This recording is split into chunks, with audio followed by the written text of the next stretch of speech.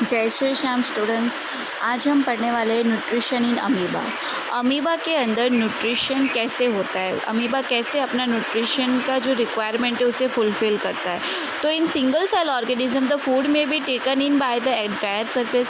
किसी भी single cell organism के अंदर जो खाना जो होता है, उनका फूड जो होता है, उसको वो अपने एंटायर सरफेस मतलब अपने सराउंडिंग में जो सरफेस है वहाँ से वो लेते हैं।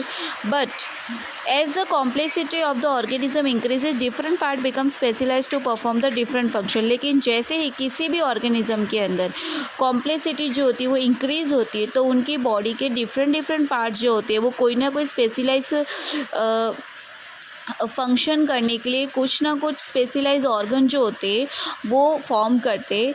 जैसे कि just like in amoeba takes in food using the temporary finger like extension of the cell surface is called the pseudopodia.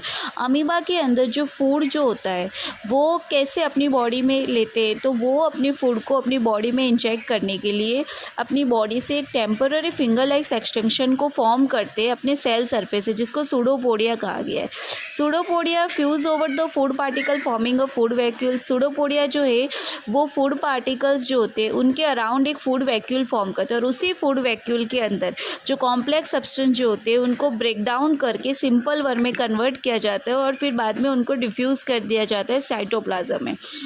और जो रिमेनिंग अनडाइजेस्टेड मटेरियल होते हैं उनको रिमूव किया जाता है सेल के सरफेस से और थ्रो आउट बाहर फेंक दिया जाता है। अब आप डायग्राम में भी देख सकते हैं कि हम डायग्राम में दिखाया जा रहा है कि अमीबा है, न्यूक्लियस है, और फूड पार्टिकल जैसे ही उनके सराउंडिंग आया तो उन्होंने वो सेंस किया और फिर उन्होंने सूडोपोडिया फॉर्म किया।